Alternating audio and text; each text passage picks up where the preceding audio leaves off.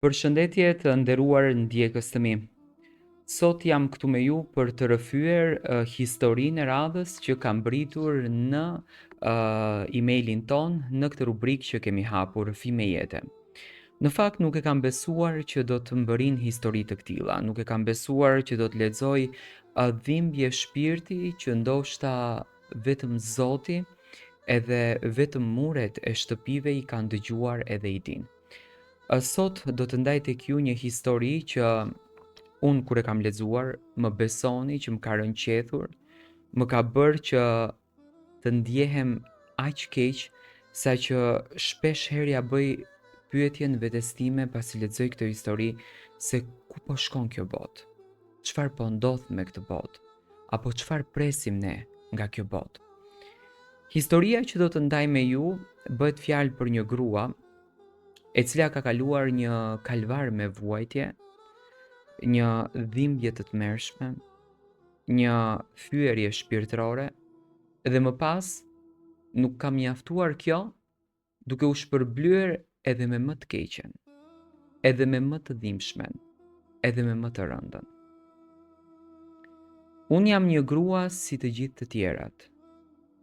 Në fillim e thjesht, me ëndra të vogla, me shpresën që jeta ime do të ishte e qetë, e bukur dhe e mbushur me dashuri.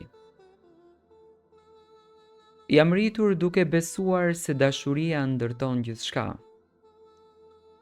se njeriu i zemrës nuk të tradhton, nuk të gënjen, nuk shkatron botën që ndërton bashkë me ty.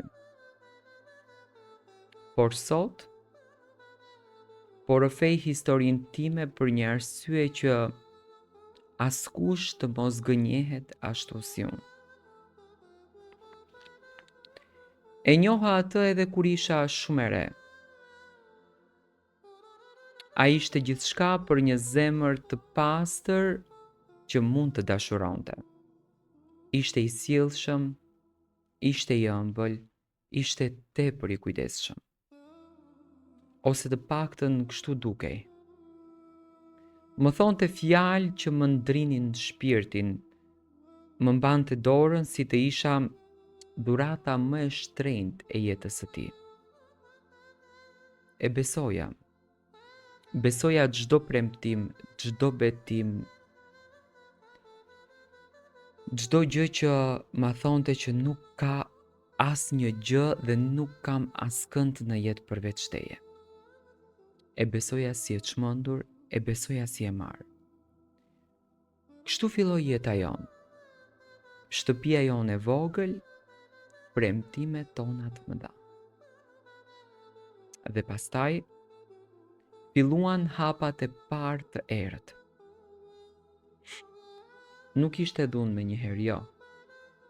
Filloi me fjalë, me nerva të kota, me akuza të pakuptimta, me pyetje të ashpra të tipit ku ishe, kush të pa, pse u vonove.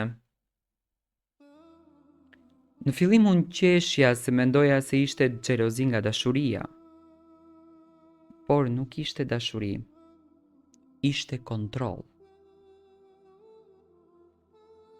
Ai filloi të më ndaj nga të gjithë, nga shoqet, nga familja, nga jeta ime.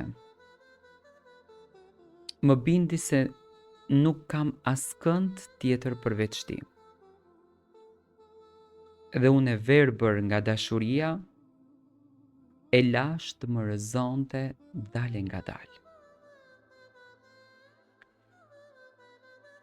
Pastaj erdhën netët e para me ulërima, me përplasje dyersh, me shuplaka që fillimisht erdhën aksidentale, pastaj me qëllim. Ai kërkonte falje, betohej, më lutej, ndërsa unë qaja, por e falja. Sepse thosha dashuria duron, sa idiote që isha. Dhe sa më shumë e duroja, aq më keq më bëhej. Sot e kuptoj kur një grua hesht. Agresori mësohet se ka të drejtë të bëj edhe më keq. Ai filloi të më ulte si grua, si njeri. Më thoshte se nuk vleja, se pa të nuk do isha askushi. Më mbylli në një botë ku çdo ditë ishte frikë. Nuk flia natën. Kam jetuar vite të tëra me stomakun e lidhur, duke pritur momentin e radhës kur ai do të shpërthente.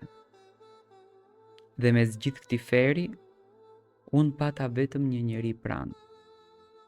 Shoqen time më të ngushtë. Ajo ishte krah, ishte mbështetje, ishte lotët e mia kur nuk kisha se ku të qaja. Sa herë më gjeti e lënduar, sa herë më fshiu gjakun, sa herë më tha, pse sik, pse po e vret veten? Unë thosha sepse e dua, sepse ai do të ndryshonte, sepse ai ma kishte premtuar. Sa naive, sa qore, sa e thyer. Por ajo shoqja ime ishte ëngjulli im. Të paktën kështu besoja. Dhe pastaj erdhi dita që nuk do të harroj kurrë. Dita kur ndryshoi gjithçka në jetën time. Vura re se ai nuk më shikonte më si më parë. Mbi të gjitha, nuk më urente si më parë. Ishte i qetë, misterios. I pranishëm me trup, por jo me shpirt. Por nuk e mora me mend as për një sekond se çfarë po ndodhte. Një natë telefoni i tij ra në dysheme. Ai po flinte dhe unë, për herë të parë pas shumë vitesh, hapa mesazhet që ishin aty. Fjalët ishin të qarta. Por emri më vrau më shumë se çdo shuplak, çdo goditje, çdo poshtërim. Mesazhet ishin me të, me shoqen time më të ngushtë. Gruaja që më mbante kur unë qaja, gruaja që i tregoja sekretet e shpirtit, gruaja që i besoja më shumë se vetes, flinte me burrin tim.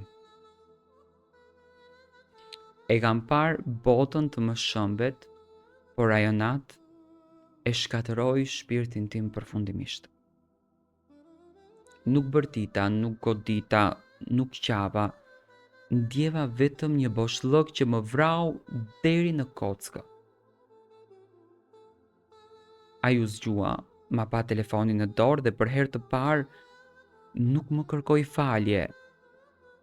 E dini çfarë më tha? Po, e dua atë. Është më e fortë se ti, nuk qanë si ti nuk më lodh.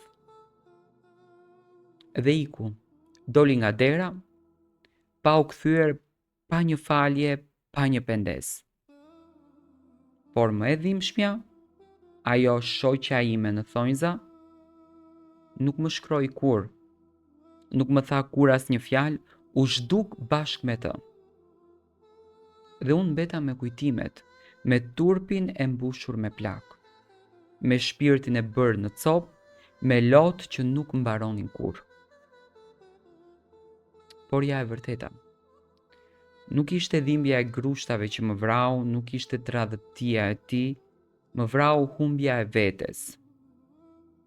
Sot unë po dua të ngrihem, nga dal, me lot, me plak, me dhimbje, por po ngrihem sepse askush nuk meriton të zhduket për hir të dikujt tjetër. Ky është rrëfimi im. Rrëfimi një gruaje që besoi gabimisht, që heshti gabimisht, që dashuroi gabimisht, por që tani po mëson të jetoj drejt vetes së saj.